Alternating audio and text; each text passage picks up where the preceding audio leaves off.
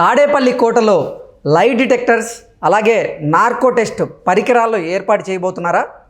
పెద్దిరెడ్డి రామచంద్రారెడ్డి అలాగే సజ్జల రామకృష్ణారెడ్డిపై జగన్మోహన్ రెడ్డి మూడో కన్ను పనిచేస్తూ ఉందా అంటే అవునని సమాధానం ఇస్తున్నారు కొంతమంది రాజకీయ విశ్లేషకులు. ఇక ఇదే అంశానికి సంబంధించి మనతో మాట్లాడేందుకు ప్రముఖ సీనియర్ జర్నలిస్ట్, ప్రముఖ రాజకీయ విశ్లేషకులు సిఎస్ రావు గారు మనతో ఉన్నారు. ఆయనతో మాట్లాడదాం. Sir hi sir. Hello Krishna. Sir, Tadepalli కోటలో లై డిటెక్టర్స్ అలాగే నార్కో టెస్ట్ చేసేటువంటి పరికరాలను ఏర్పాటు చేయబోతున్నారని, అంటే సజ్జల మీద అలాగే పెద్దిరెడ్డి రామచంద్రారెడ్డి మీద జగన్ మూడో కన్ను ఎప్పుడు పనిచేస్తూ ఉంటుందంటూ కూడా ఒక వార్త ఇప్పుడు సోషల్ మీడియాని షేక్ చేస్తుంది. ఏంటి సార్, ఆ వార్తలో వాస్తవం ఉందా? అంటే వాస్తవం లేదని చెప్పి మనం చెప్పలేము. ఎందుకు చెప్పలేమనంటే జగన్మోహన్ రెడ్డి ఆ పని చేసినా కానీ మనం తప్పు పట్టడానికి లేదు. కారణం ఏంటంటే జగన్మోహన్ రెడ్డి పెరిగినటువంటి వాతావరణం అలాంటిది. వాళ్ళ తాత రాజారెడ్డి కనుసన్నల్లో వాళ్ళ తాత రాజారెడ్డిని చూస్తూ పెరిగారు. సో చుట్టూ ఉండేటువంటి ఫ్యాక్షనిజానికి సంబంధించినటువంటి అంశాలు ఏ విధంగా ఉంటాయి అనేది కళ్ళారా చిన్నప్పటి నుంచి చూసినటువంటి జగన్మోహన్ రెడ్డి ఇవాళ తాడేపల్లిలో లైట్ డిటెక్టర్ లేదా నార్కో అనాలిసిస్ టెస్టులు చేసినా కానీ మనం తప్పు పట్టలేం. కారణం ఏంటంటే ఎవరిని అనుమానించాలో ఎవరిని నమ్మాలో అర్థం కానటువంటి పరిస్థితుల్లో ఇప్పుడు జగన్మోహన్ రెడ్డి ఉన్నారు అనేది తాజా పరిణామాలను బట్టి మనం అవగాహన చేసుకోవచ్చు. కారణం ఏంటంటే ఇప్పుడు ఉన్నటువంటి పరిస్థితుల్లో 60 నుంచి 70 మంది ఎమ్మెల్యేలు మారుస్తున్నారంటే వాళ్ళ మీద నమ్మకం లేకనే కదా. అలాంటి పరిస్థితి ఎందుకు వచ్చింది? ఇప్పటి వరకు వాళ్ళని ఆపరేట్ చేసింది ఎవరు? సజ్జల రామకృష్ణారెడ్డి కదా. నేరుగా అయితే జగన్మోహన్ రెడ్డితో సంబంధాలు లేవు కదా ఎమ్మెల్యేలకి. ఎవరైనా సమస్యతో వస్తే కనుక ఇమీడియట్గా ఎవరిని అప్రోచ్ అవుతారు? సజ్జల రామకృష్ణారెడ్డి అప్రోచ్ అవుతారు.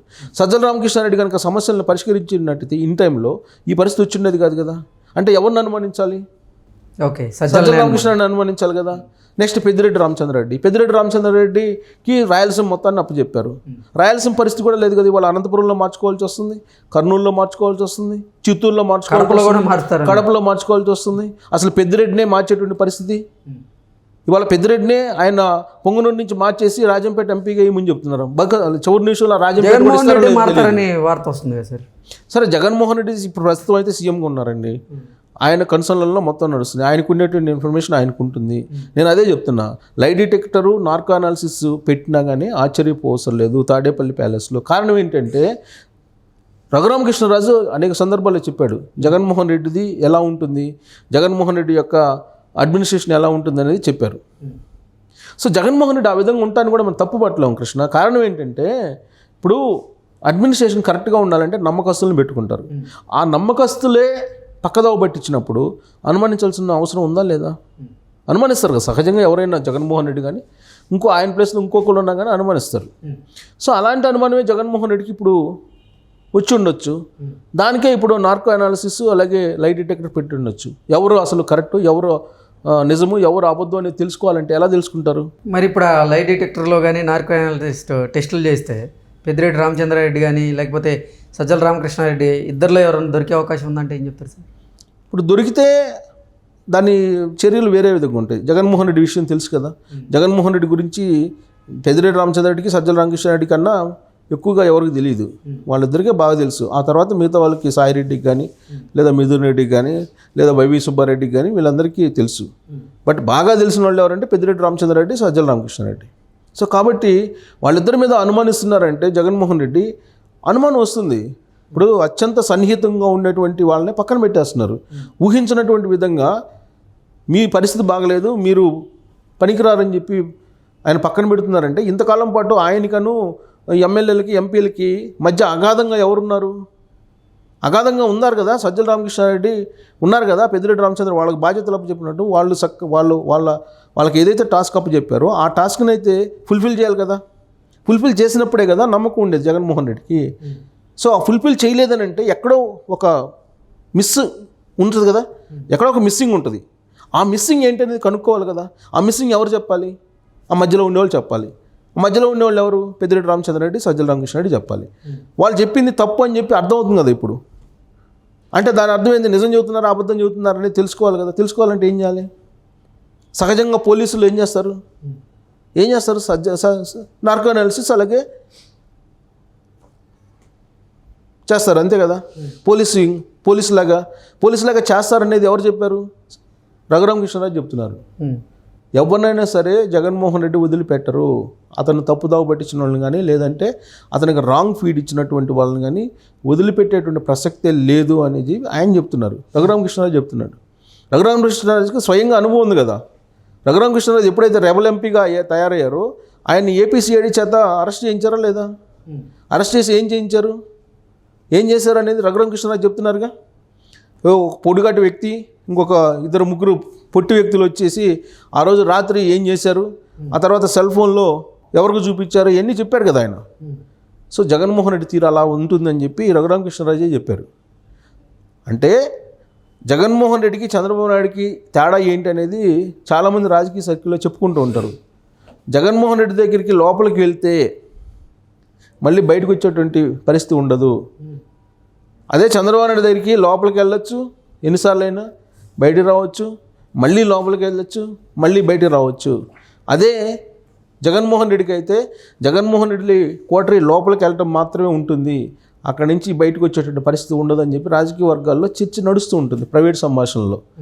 సహజంగా అంటే వాళ్ళిద్దరు తీరుని చూస్తే అంటే ఏంటి, నువ్వు నిజాయితీగా ఉన్నంతకాలం నువ్వు ఓకే, ఏమాత్రం తేడా వస్తే నిజాయితీ అంటే నిజాయితీ అని తేడా వస్తే ఏమాత్రం తేడా వస్తే ఎవరిని క్షమించడు జగన్మోహన్ రెడ్డి అనేది ఇప్పుడు తాడేపల్లి వర్గాల్లో వినిపిస్తుంది. ఇప్పుడు జరుగుతున్నటువంటి రాజకీయ పరిణామాలను కనుక పెట్టి చూస్తే ఏదో తేడా కొడుతుంది సజ్జల రామకృష్ణారెడ్డి విషయంలో, పెద్దిరెడ్డి విషయంలో అనేది అర్థమవుతుంది. అందుకే పెద్దిరెడ్డి రామచంద్రారెడ్డి కానీ ఇప్పుడు సజ్జల రామకృష్ణారెడ్డి కానీ పెద్దగా ఇన్వాల్వ్ కావట్లేదేమో అనిపిస్తుంది అనేది ఇప్పుడు వైఎస్ఆర్ కాంగ్రెస్ పార్టీ వర్గాల్లో వినిపిస్తుంది. ఎవరైతే ఈ ఎమ్మెల్యేలు ఉన్నారో వాళ్ళందరూ ధనుంజయ రెడ్డి దగ్గరికి వెళ్తున్నారు. ధనుంజయ రెడ్డి అనే అతన్ని పెట్టారు సీమో సెక్రటరీ. ఆయన ఇచ్చినటువంటి ఫీడ్బ్యాక్ బట్టి జగన్మోహన్ రెడ్డి దగ్గరికి వెళ్తున్నారని అంటే వీళ్ళిద్దరు నమ్మకనే ధనుంజయ రెడ్డిని పెట్టినట్టే కదా. ఇటీవల వరకు కూడా సజ్జల రామకృష్ణారెడ్డి పెద్దిరెడ్డి ద్వారా మొత్తం నడిపించారు. మూడో వ్యక్తి ధనుంజయ రెడ్డిని తీసుకొచ్చారని అంటే దాని అర్థం ఏంటి? వీళ్ళిద్దరి మీద పూర్తిగా విశ్వాసం లేకనే కదా, విశ్వాసం కోల్పోయినట్టే కదా. లేదంటే ధనుంజయ రెడ్డి గతంలో లేనటువంటి ధనుంజయ రెడ్డి ఇప్పుడు ఎందుకు వచ్చారు రాజకీయపరమైన అంశాల్లోకి? రాజకీయపరమైన అంశాల్లో ధనుంజయ రెడ్డి ఇంతకుముందు ఇప్పుడు ఇన్వాల్వ్ అయినట్టు దాఖలాలు లేవు. కానీ ఇప్పుడు ఎమ్మెల్యేల గ్రాఫు, ఎంపీ గ్రాఫు ఎవరు నిర్ధారిస్తున్నారు? ధనుంజయ రెడ్డి నిర్ధారిస్తున్నారు. ధనుంజయ రెడ్డి దగ్గరికి పోయి ఆయన చెప్తున్నారు. ఆ తర్వాత జగన్మోహన్ రెడ్డి దగ్గరికి వెళ్ళాల్సి వస్తే వెళ్తున్నారు, లేదంటే కొంతమంది ధనుంజయ రెడ్డి దగ్గర నుంచే వెనక్కి తిరుగుతున్నారు అనేది ఇప్పుడు వైఎస్ఆర్ కాంగ్రెస్ పార్టీ ఎమ్మెల్యేలు బయటకు వచ్చినటువంటి వాళ్ళు చెప్పేటువంటి మాట. కొంతమంది తిరుగుబాటు కూడా వ్యక్తం చేస్తున్నారు. సో ఇలాంటి పరిస్థితుల్లో లై డిటెక్టర్, నార్కో అనాలిసిస్ లాంటి టెస్టులు ఉండవు అని చెప్పి మనం అనుకోవాలా? సో ఒకవేళ వాటిని జగన్మోహన్ రెడ్డి చేస్తారా అని అంటే జగన్మోహన్ రెడ్డి ఫస్ట్ నుంచి కూడా ఆయన వచ్చినట్టు నేపథ్యం అది కాబట్టి పకడ్బందీగా ఆయన చుట్టుపక్కల ఉండేటువంటి రక్షణ కవచాన్ని ఏర్పాటు చేసుకుంటారు. దాంట్లో తప్పు లేదు. జగన్మోహన్ రెడ్డి రక్షణ కవచాన్ని ఏర్పాటు చేసుకోవాలి. ఆయన ఉండేటువంటి పరిస్థితులు అలాంటి, పెరిగిన వాతావరణం అలాంటిది.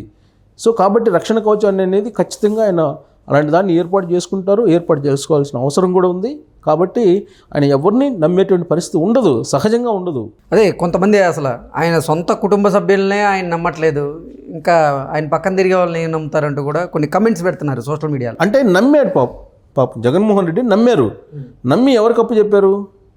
వైవి సుబ్బారెడ్డికి అప్పు చెప్పారు, సజ్జల రామకృష్ణారెడ్డికి అప్పు చెప్పారు, తర్వాత పెద్దిరెడ్డి రామచంద్రారెడ్డికి అప్పు చెప్పారు. వీళ్ళకి అప్పు చెప్పారు కదా. సో విజయసాయిరెడ్డికి అప్పు చెప్పారు. విజయసాయిరెడ్డికి ఉత్తరాంధ్రాన్ని అప్పు చెప్పారు. ఆయన ఏం చేశారు? ఉత్తరాంధ్రాని గందరగోళం చేశారు. దాంతో ఆయన్ని మళ్ళీ కేంద్ర రాష్ట్ర కార్యాలయానికి తీసుకొచ్చి కొన్ని రోజులు పెట్టుకుని మళ్ళీ ఇప్పుడు ప్రకాశం, నెల్లూరు జిల్లా కోఆర్డినేటర్కి అప్పచెప్పారు. అయినప్పటికీ ఆయన మీద ఒక స్పైన్ పెట్టారు అక్కడ. ఆ తర్వాత పెద్దిరెడ్డి రామచంద్రారెడ్డికి అక్కడ అప్పచెప్పారు, చిత్తూరు, ఆ రాయలసీమ ప్రాంతాన్ని. అక్కడ పరిస్థితి బాగలేదు. మరి వీళ్ళు ఏం చేసినట్టు అనేది జగన్మోహన్ రెడ్డి క్రాస్ చెక్ చేసుకునే బాధ్యత ఉంది కదా.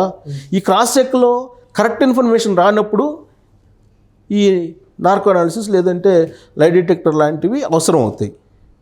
అదేంది జగన్మోహన్ రెడ్డి అట్లాంటివి ఉపయోగిస్తారు, పోలీసులు కదా ఉపయోగించేది అని అనుకోవచ్చు సహజంగా. కానీ రఘురామకృష్ణారెడ్డి చెప్తుంది వేరు కదా. ఇప్పుడు జగన్మోహన్ రెడ్డికి ఎవరైతే పోలీసులు ఉన్నారో వాళ్ళే అవన్నీ చేస్తారని చెప్పి కదా రఘురామకృష్ణారెడ్డి చెప్తుంది. ఓకే. సో ఆయన చెప్తున్న దాని ప్రకారం, రఘురామకృష్ణారెడ్డి చెప్తున్న దాని ప్రకారం అయితే లై డిటెక్టరు అలాగే నార్కో అనాలిసిస్ అనేది సొంత పార్టీ వాళ్ళ మీద కూడా, అనుచరుల మీద కూడా, సన్నిహితుల మీద కూడా ప్రయోగించినా ఆశ్చర్యపోవసం లేదనేది రఘురామకృష్ణారెడ్డి చెప్తున్నారు. సో అంటే అలాంటి పరిస్థితి వచ్చింది. ఇప్పుడు దాన్ని మనం తప్పట్లేము జగన్మోహన్ రెడ్డిని. ఇప్పుడు ఆయన ఉండేటువంటి పరిస్థితుల్లో మరి నమ్మాలా నమ్మకూడదని నిర్ధారించుకోవాలంటే ఖచ్చితంగా ఇలాంటి పరీక్షలు అవసరమే. లేదంటే నమ్మి అప్పచెప్తే అన్ని బాధ్యతలు మరి ఆ విధంగా తప్పుదోవ పట్టించి ఇంతమంది ఎమ్మెల్యేలు ఎంపీలని కాదనుకునే పరిస్థితికి తీసుకొచ్చారంటే ఖచ్చితంగా మధ్యలో ఉండేటువంటి లేయరు చేసినటువంటి పొరపాటు కింద మనం తీసుకోవాలి కదా, విశ్లేషణ చేసుకోవాలి కదా. సో రఘురామకృష్ణరాజు భాషలో చెప్పాలంటే అది నార్కో అనాలిసిస్ లై డిటెక్టర్ చేస్తే తప్ప ఆ మొత్తం నిజాలు బయట రావు.